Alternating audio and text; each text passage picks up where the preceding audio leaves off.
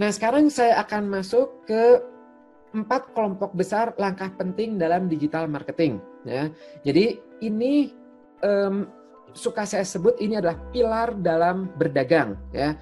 Dalam jualan, dalam apapun, pilarnya adalah 4 kelompok besar ini. Ya. Menurut saya, ya, Anda perlu memahami ini, ya, karena ini peta, ya, peta gitu, sehingga nanti Anda kebayang menempatkan ini di mana, ya, jualan di mana, website di mana, branding di mana, psikologi marketingnya di mana, funnelingnya di mana, ya, dan sebagainya. Itu akan kebayang seperti apa. Saya akan menunjukkan dulu, ya. Nah, itu adalah seperti ini, ya. Jadi ketika Anda mau jualan, ya, mau jualan apapun itu, kurang lebih ada 4 hal yang perlu Anda petakan, yaitu adalah 4 ini. Saya akan menjelaskan satu-satu, yaitu adalah ketika dimulai dari yang pertama paling kiri, yaitu adalah show. Ya, show di sini adalah maksudnya adalah menampilkan atau memajang produk atau layanan Anda. Misal, Anda jualan buku, ya Anda harus menampilkan itu. Ya, Anda jualan ketoprak misalnya tadi, ya gitu, ketoprak, ya Anda harus orang tuh harus tahu, ya, oh ini ketoprak gitu. Ya, jadi langkah pertama adalah menampilkan dulu. Anda jualan baju, ya tampilkan dulu bajunya. Ya, di mana menampilkannya? Macam-macam. Misalnya baju mau Anda jual di distro, ya, yang penting ditampilkan. Atau Anda menampilkan di website, boleh. Anda menampilkan di Facebook, di ini kebalik ya, di IG, Instagram, di kanvasnya Facebook, ya, di macam-macam, ya gitu. Nah, itu adalah menampilkan. Atau misalnya Anda mau menampilkan di marketplace, di Tokopedia, di Shopee, ya, itu bebas. Yang penting nomor 1 adalah Anda harus menampilkan produknya itu dulu, ya, nomor 1 nih. Nah, untuk menampilkan produk pun, ya, meskipun nanti bisa website, bisa Facebook, bisa Instagram, tidak serta-merta cuman begitu aja. Karena apa? Anda perlu diikuti dengan ilmu yang namanya psikologi marketing. Ya, psikologi apa ya kalau yang berhubungan sama ini? Sebenarnya masuk di psikologi marketing, ya. Gitu. Jadi salah satu informasi nanti akan saya tunjukkan, ya, di pertemuan berikutnya, ya gitu, contoh-contoh dari seperti apa sih menampilkan produk. Contoh, misalnya satu dua contoh, kalau naruh produk, ya, misal Anda mau jualan lampu nih, ya, gitu, itu akan jauh lebih bagus ketika produknya itu vertikal dibandingkan horizontal, ya gitu. Itu menarik. Tapi lihat sikon, ya, kalau ketoprak di piring ya mungkin seperti ini, ya gitu, nggak mungkin ketoprak dimiringkan. Tapi nah, ya, psikologi behavioral pasar. Nah, betul, ya gitu. Nah, itu psikologi marketing, ya, psikologi pasar. Nah, itu adalah di situ. Nah, itu penting tuh, seperti penggunaan warna, penggunaan diskon, ya gitu. Kemudian kayak contoh misalnya nih, di psikologi pasar itu ada juga misal di market mereka melakukan penelitian seperti ini. Jadi di market itu ada rak, ya, ada 2 buah produk minuman, ya gitu. Minuman A, jadi iklan, ya. Misalnya ini minuman A dan minuman B. Nah, di rak A itu minumannya diisi penuh, ya, diisi penuh, kayak gitu, penuh semuanya. Sementara di rak B itu diisinya bolong-bolong, ya, bolong-bolong. Ternyata, ya, orang itu secara psikologis akan lebih tertarik yang mana coba? Yang penuh atau yang kosong-kosong? Jawabannya yang kosong-kosong, ya. Karena apa? Secara psikologi, ya gitu, itu terbentuk bahwa oh ini lebih laku, atau ibaratnya mah gini. Yang penuh, malah yang kosong. Nah, kebalik. Jadi mereka tuh secara psikologis ngelihatnya, oh ini lebih laku nih di sini. Kebalikannya sama kalau kita mau beli makanan, beli ketoprak misalnya. Misal Anda lapar, pengen beli ketoprak. Di depan Anda, ya, Anda masuk ke satu tempat food court, di situ isinya ada 10 ketoprak, ya, dan Anda belum punya referensi nih, ya, yang mana ya ketoprak yang harus saya pilih. Nah, kalau Anda seperti kebanyakan orang pada umumnya, ya, itu biasanya akan milih yang jumlah pembelinya banyak, betul nggak? Nah, ini sepi, wah ini rame nih, Anda akhirnya akan ikut ke sana, meskipun harus ngantri. Kan gitu. Kenapa? Karena secara psikologi itu terbentuk bahwa rame sama dengan enak atau ada referensi dari grup dari orang lain, ya kan gitu. Nah, seperti itu. Itu jadi ketika menampilkan pun, ya, itu ada teknik psikologinya. Satu contoh lagi, misalnya ada di psikologi itu yang namanya the decoy price, ya, decoy effect gitu. Decoy effect itu apa? Decoy effect itu seperti ini. Jadi ketika Anda punya produk, misalnya ini paling sering contohnya di bioskop. Di bioskop kan ada popcorn, ya, itu kalau Anda perhatikan, mereka biasanya memiliki 3 ukuran. Ya, kayaknya tidak di popcorn aja ya, di Starbucks juga biasanya punya 3 ukuran tuh. Ya, kenapa 3 ukuran? Sebenarnya yang satu itulah decoy. Ya, decoy itu pengganggu. Jadi gini, ketika dari penelitiannya itu Anda punya 2 produk, ya, satu small, satu large, yang satu popcorn itu harganya 30.000, 35.000 ya, yang large itu 70.000 ya. Itu biasanya kebanyakan konsumen itu belinya yang 35.000. Misalnya Anda nonton nih, meskipun nontonnya berdua, itu belinya yang 35.000. Ya, gitu. Nah, kemudian di penelitian itu dikasihlah satu harga baru, yaitu harganya 65.000, ukurannya medium. Ya, ukurannya medium. Ternyata pembeli yang terbanyak itu yang mana coba? Yang 35, yang 65 atau yang 70? Tebak, yang mana?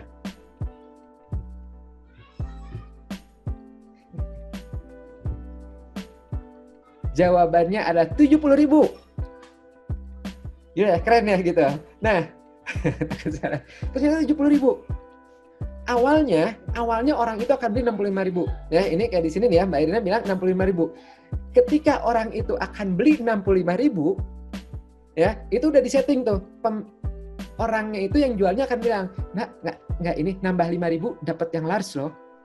Nambah 5.000. Secara psikologis otak Anda udah di decoy itu, udah kena efek decoy. Ya, oh iya ya, 5.000 ya gitu, murah cuma 5.000 nambah itu dapat gitu. Itu kerennya psikologi marketing. Ya, itu di sini. Jadi ada ilmu untuk menampilkan produk-produk di sini. Insya Allah kalau misalnya ada waktu nanti saya jelaskan tentang psikologi ini. Nah, kemudian sekarang Anda bayangkan, Anda sudah punya distro, Anda sudah punya website. Ya, apakah berarti akan banyak pembelinya? Jawabannya belum. Karena apa? Kalau misalnya meskipun tampilan udah bagus, udah menggunakan psikologi marketingnya dan sebagainya, tapi tidak ada yang melihat, ya, maka sama saja nggak ada yang beli, kan gitu. Ya, maka langkah nomor 2 yaitu adalah Anda harus bisa mendatangkan visitor. Ya, visitor. Nih calon siswa kalau di kursus, calon klien atau calon pembeli. Nah, itu adalah di nomor 2 ini. Nah, bagaimana caranya? Itu yang akan saya bahas di sini ya.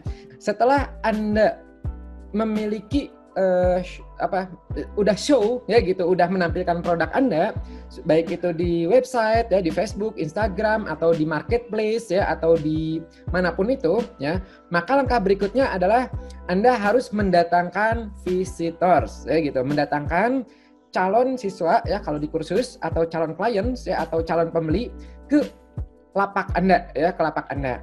Nah, untuk mendatangkan visitor ini itu bisa 2 caranya. Bisa dengan cara organik ya, atau bisa cara berbayar ya gitu.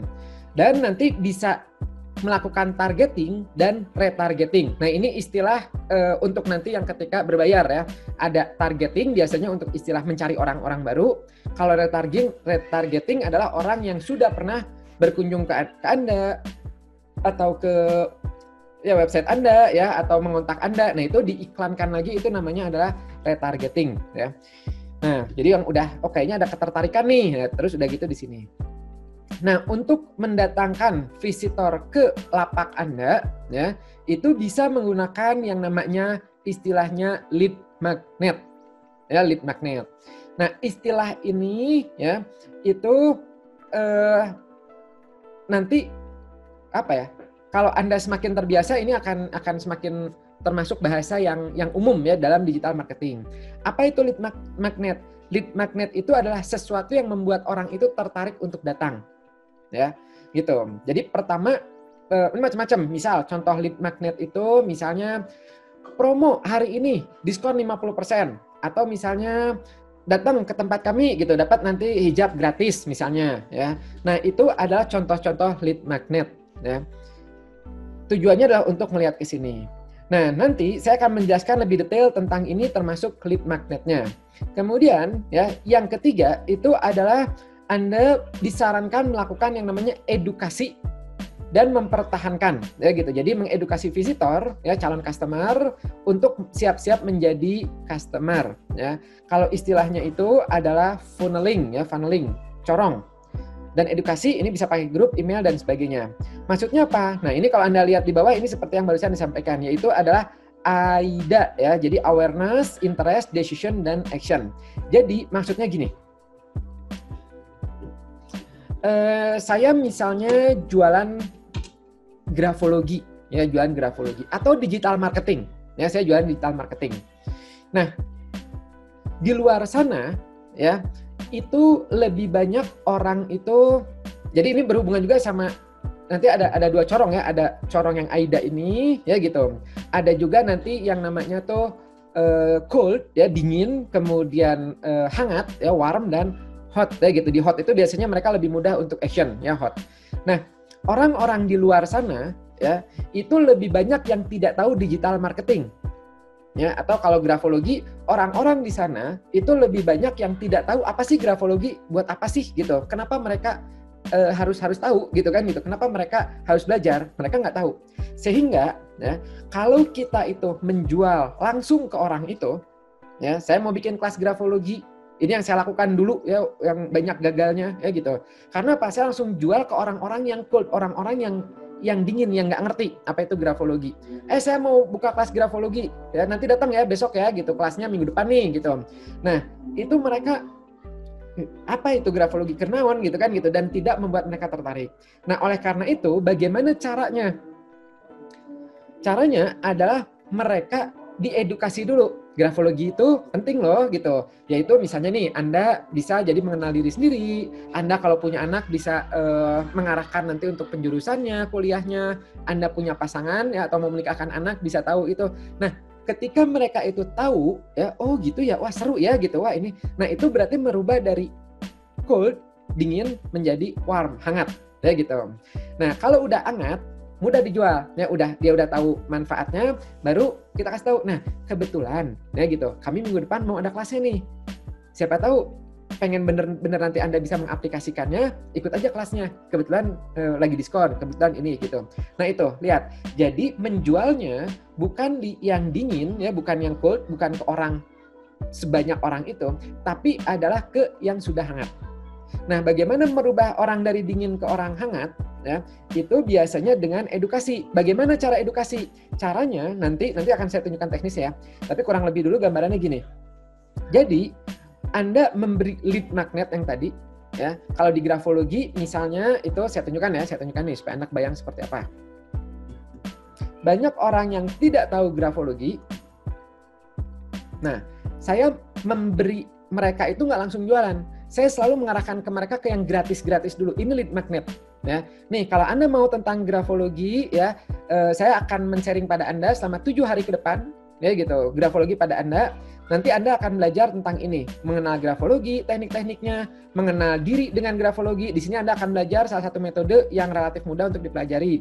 Kemudian grafologi untuk penjurusan kuliah, grafologi untuk perusahaan, grafologi untuk pasangan. Ya, di sini Anda akan belajar mengenal calon pasangan seperti apa, grafologi forensik supaya tahu ini asli atau palsu, grafologi medis gitu. Nah, ini akan saya berikan gratis. Ya, silahkan aja Anda isi nama, email, WhatsApp, nanti akan saya kirim ke emailnya Anda. Nah gitu, tuh lengkap ya, disertai dengan video, fleksibel, dan nanti akan dapat bonus spesialnya, nanti ada artikel-artikel apa dan sebagainya. Coba, ketika dibilang seperti ini ya, ada penawaran seperti ini, lead magnet seperti ini, ya, kebayangnya orang-orang mau nggak mendaftar di sini? Jawabannya mau, ya gitu. Menarik ya, nothing tulus. Mereka nggak dirugikan apapun. Ya gitu, paling ya cuman memberikan alamat ini pun ya supaya mereka dapat sendiri gitu kan gitu. Jadi bukan untuk ditipu, bukan untuk itu, bukan. Ya kalau mau ya, karena materinya memang nanti dikirim lewat email ya, dan WhatsApp. Kalau nggak perlu WhatsApp ya WhatsApp-nya ditutup gitu. Nah itu adalah contoh di sini. Buat apa tujuannya? Untuk database. Inilah zaman sekarang itu, kalau Anda mau terjun di digital itu, database itu nomor 1, penting banget. Dari database ada apa aja? Macam-macam, ada nama, email, WhatsApp, alamat, apa dan sebagainya. Cuman paling penting itu adalah email. Email ini nomor 1. Ya, itu paling penting adalah email. Kenapa? Karena dari konversi memang kelihatannya WhatsApp gitu langsung ya gitu. Tapi ternyata secara statistik konversi yang tinggi itu masih dipegang oleh email marketing. Ya, jadi lewat email itu lebih tinggi. Nanti follow up-nya baru lewat WhatsApp. Ya, tapi kalau kita beriklan WhatsApp, ya itu bukan nggak ada konversi ya, ada yang beli, tapi nanti akan lebih banyak menganggapnya spam. gitu. Nah, itu adalah di sini ya. Ini contohnya ya. Kemudian contoh lagi seperti yang suka saya tunjukkan yaitu Kang Afif ya. Lihatin ya gitu, lihatin nih. Ini bisa Anda tiru untuk berbagai usaha Anda dan nah, contoh di sini misalnya, selamat datang. Di sini Anda bisa belajar ini buku terbaru ya, ini gratis. Ini insya Allah Oktober nih launchingnya ya. Lihat, saya ini adalah gratis, yaitu join waiting listnya dulu. Mereka nothing tulus ya, mau gratis di sini ya. Nah, Kang, kalau misalnya gratis seperti ini ya, terus dari mana kita dapat untungnya? Nanti. Jadi ternyata ya dunia digital marketing itu ini paradox of free ya gitu. Jadi sesuatu yang gratis itu ternyata bisa mendatangkan keuntungan yang sangat besar sekali. Contohnya adalah Google, kita menggunakannya gratis, Maps dan sebagainya, tapi perusahaan Google itu luar biasa untung.